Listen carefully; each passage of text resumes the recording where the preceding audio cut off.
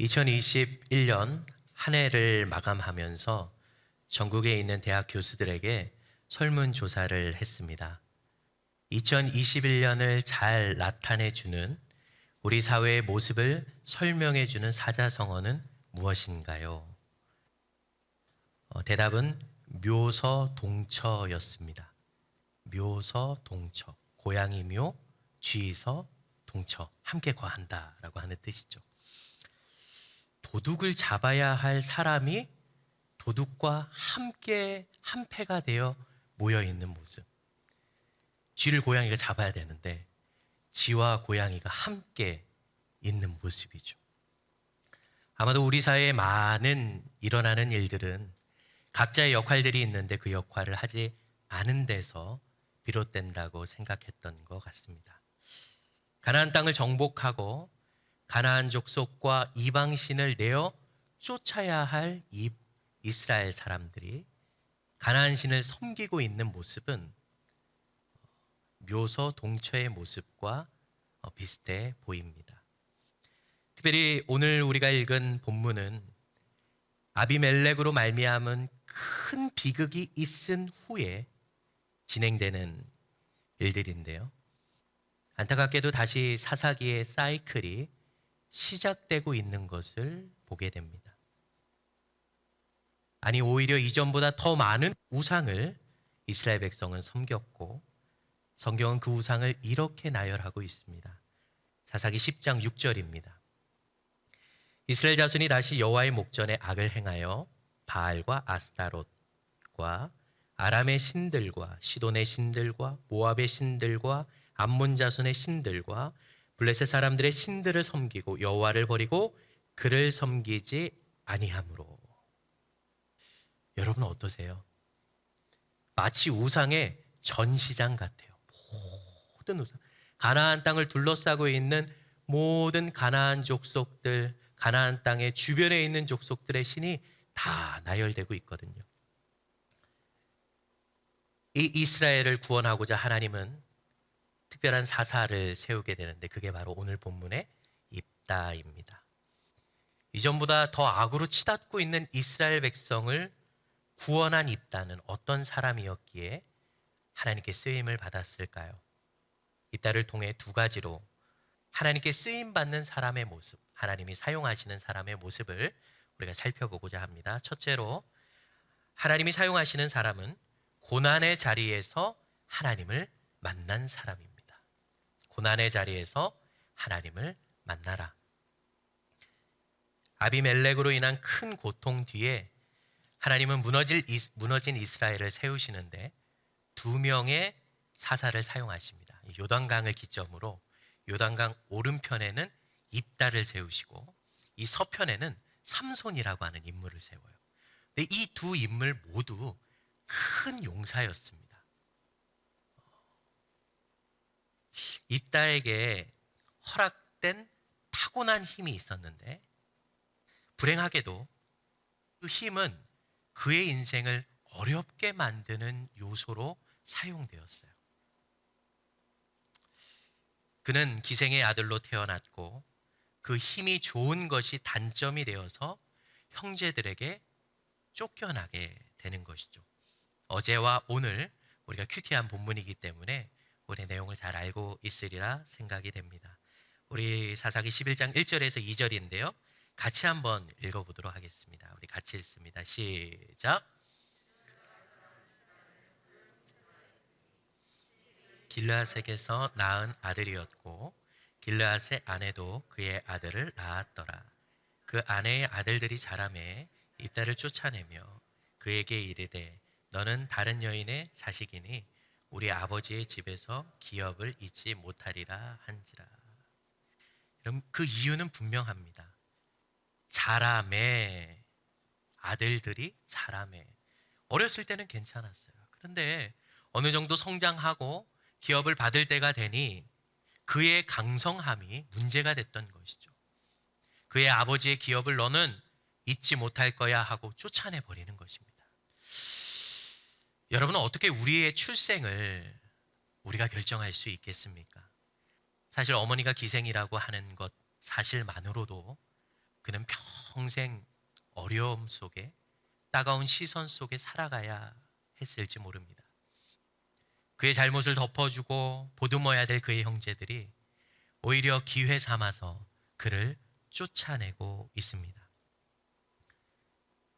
가정에서만 쫓겨난 것이 아니라 사실 그들의 가정의 권력 다툼에 외부의 사람도 동조하게 되는 것을 보게 됩니다. 그 지역의 어른이었던 장로들까지도 이 입다를 쫓아내는데 동조했던 것이죠. 후에 살펴보겠지만 사사기 11장 7절에 보면 장로들이 입다를 영입하고자 와요. 너희가 우리의 통치자가 되면, 지휘자, 장관이 되면 좋겠다.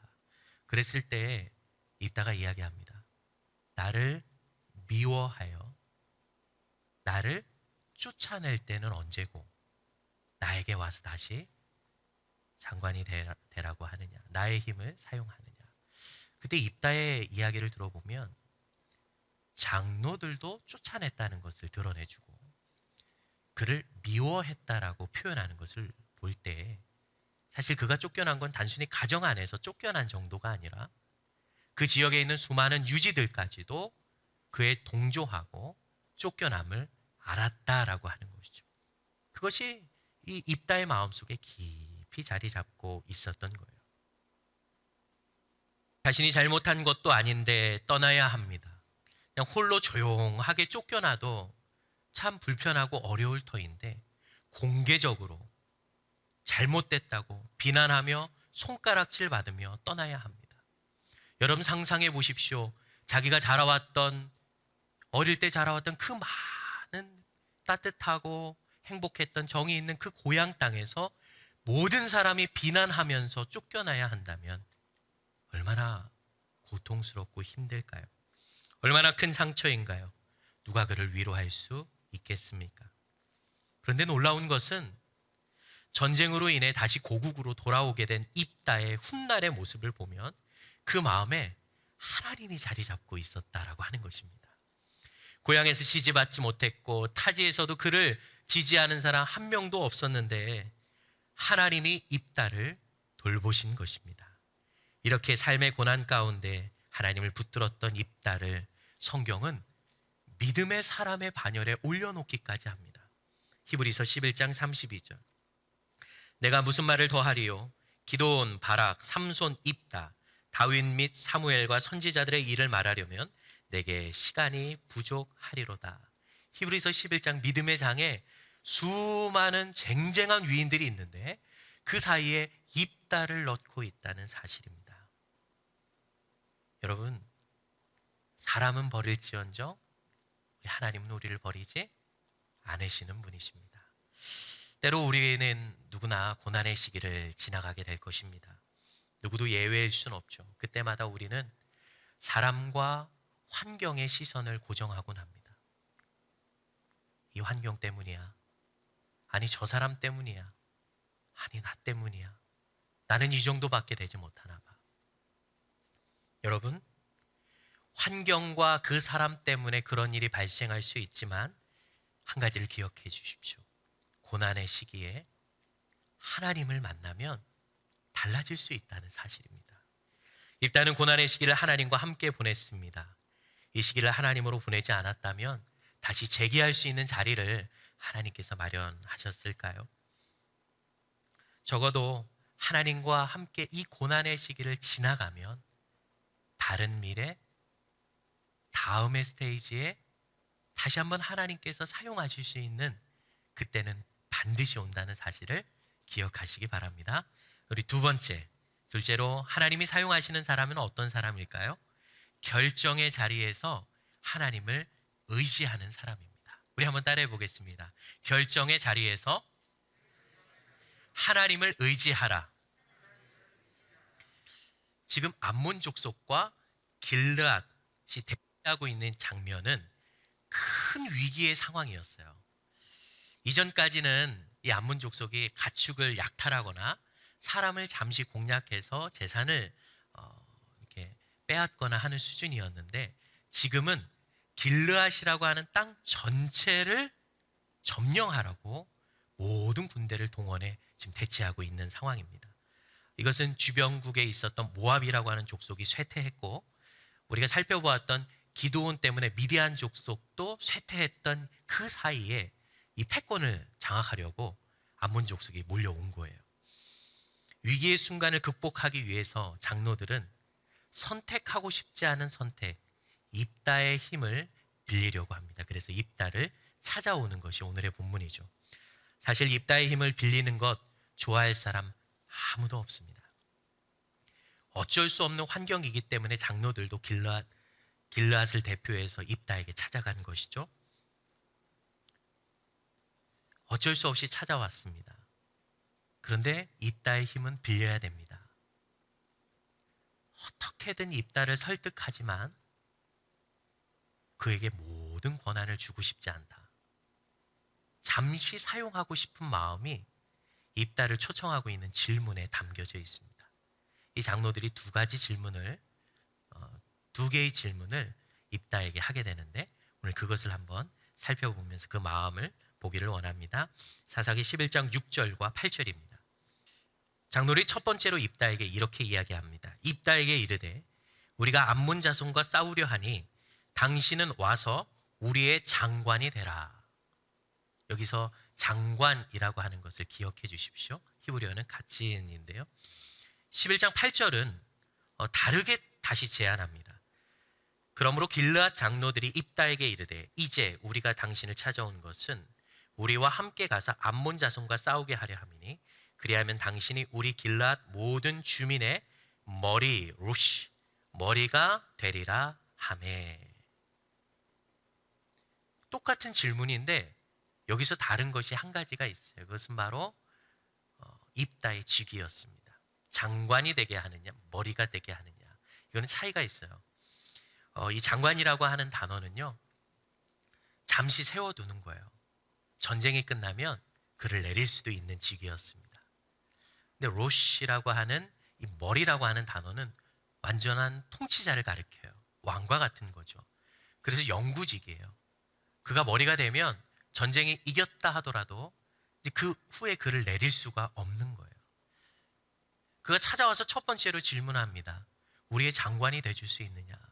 그랬더니 입다가 이렇게 얘기해요.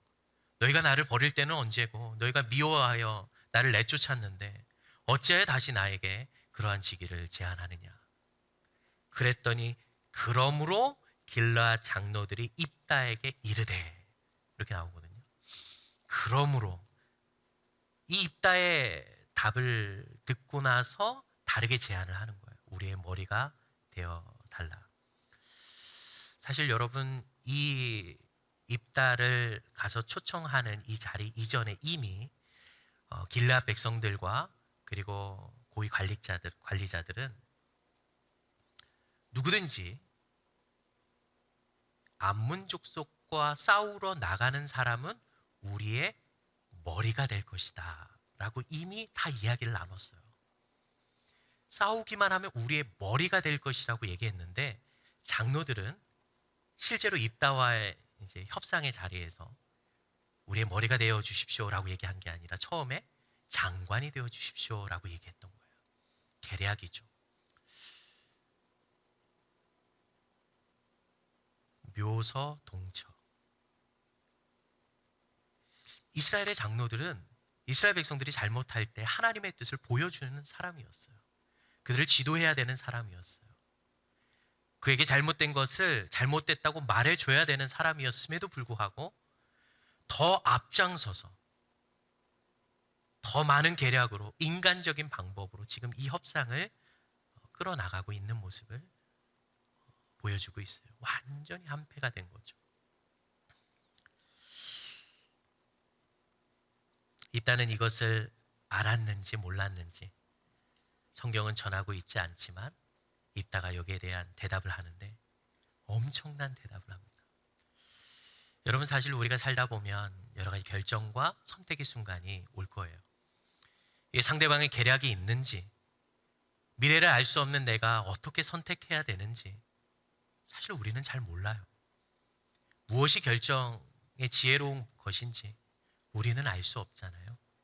어떻게 대답해야 될까요? 오늘 입다가 그 모습을 보여주고 있는데요. 사사기 11장 9절입니다. 우리 한번 같이 읽어보도록 하겠습니다. 시작. 너희가 나를 데리고 본향으로 돌아가서 암몬 자손과 싸우게 할 때 만일 여호와께서 그들을 내게 붙이시면 내가 과연 너희의 머리가 되겠느냐? 그의 대답에는 하나님이 등장합니다. 사실 장로들은 나를 전쟁의 승리의 열쇠로 받아들이고 있어요. 근데 여기에서 입다는 하나님을 등장시킵니다. 내가 싸워서 이기는 것이 아니라 하나님이 싸우게 하시고 하나님이 함께 하실 때 승리할 수 있다는 것을 분명히 이야기합니다. 그런데 입다의 대답이 특별한 이유는 다음에 있어요.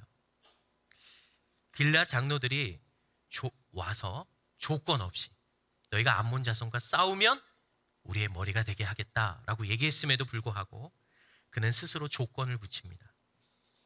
당신이 내게 와서 암몬 자손과 싸우기만 하면 머리가 될 거라고 얘기하는데 아닙니다.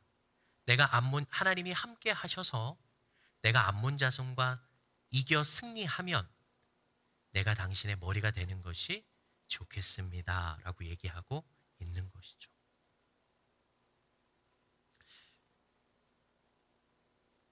조건 없는 그의 초청에 그대로 받아들이면 되는 것 아닌가요?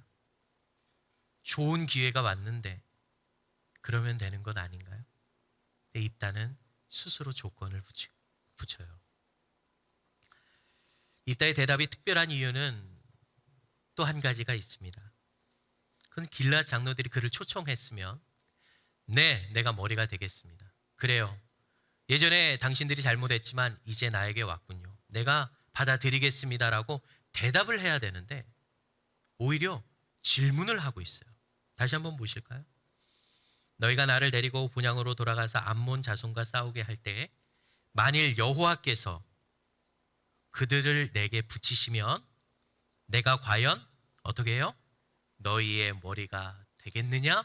라고 질문하고 있어요. 이렇게 물은 이유는 하나입니다. 사실 입다는 장로에게 질문하고 있는 것이 아니라 질문하고 있는 것 같지만 하나님께 묻고 있는 거예요. 장로들의 초청이 지극히 인간적이고 자극적이고 자기를 이용하고 있는 것이 눈에 뻔히 보여요. 우상 숭배 속에 하나님이 심판하셨기 때문에 하나님께 돌아가야 되는데 인간적인 힘을 가지고 지금 이것을 이기려고 하는 게 분명히 보여요. 그래서 인간적인 초청이에요. 그리고 내가 들어가면 인간에게 또 휘둘려서 도구가 되어서 전쟁을 치러야 되는 상황이었던 거예요. 하나님 이야기는 한 번도 나오지 않습니다. 그런데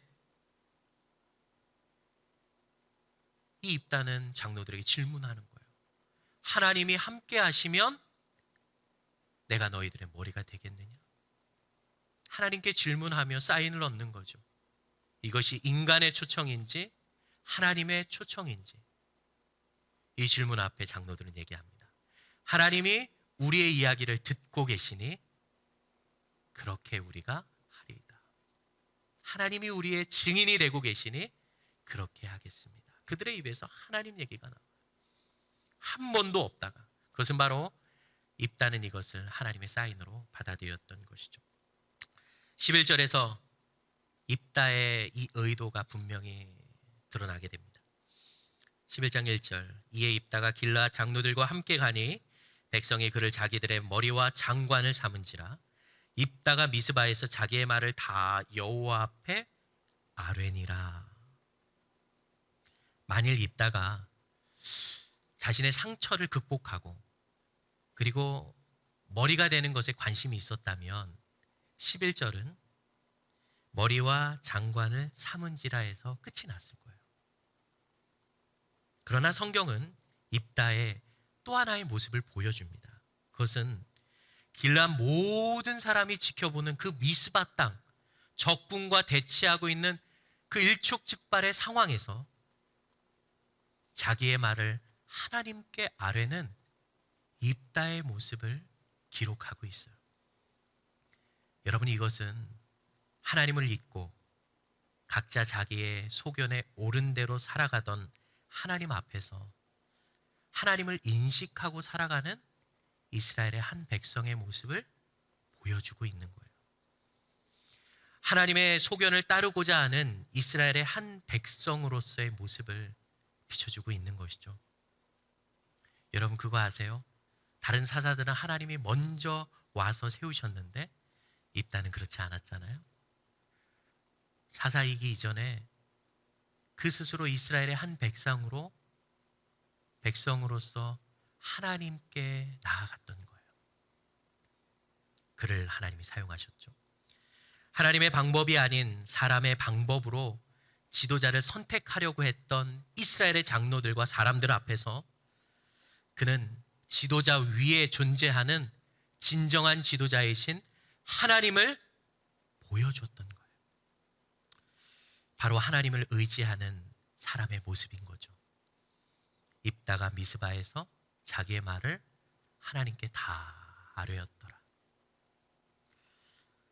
사랑하는 성도 여러분, 우리에게 어떤 지혜가 있어서 좋은 결정을 내리겠습니까? 우리에게 어떤 힘이 있어서 하나님께 쓰임 받겠습니까? 오늘 입다를 통해 살펴본 것처럼 우리의 삶은 고난의 연속이고 내 의지와 상관없이 괴로움과 힘든 시간을 보낼 수밖에 없는 우리의 삶일지 몰라요. 우리를 돕는 것처럼 여기는 그 손길조차 우리를 이용하려는 계략과 유혹이 담겨 있는지 모릅니다. 우리가 다 어떻게 알 수 있겠어요? 그러나 여러분, 오늘 입다의 이야기는 그러한 고통의 자리에, 위험한 앞을 알 수 없는 결정의 자리에서 하나님을 의지한다면, 하나님을 인식한다면 하나님께서 쓰시는 자리로 나아갈 수 있다는 것을 보여주고 있습니다. 여러분, 하나님과 함께 일어서십시오. 그리고 하나님과 함께 결정하십시오. 그래서 여러분들의 하루하루가 고난과 그리고 의문의 삶의 자리일지라도, 어떤 결정을 내려야 될지 어려운 순간이라 할지라도 하나님으로 말미암아 하나님의 자리에 서게 되는 여러분 되시기를 주님의 이름으로 축복합니다.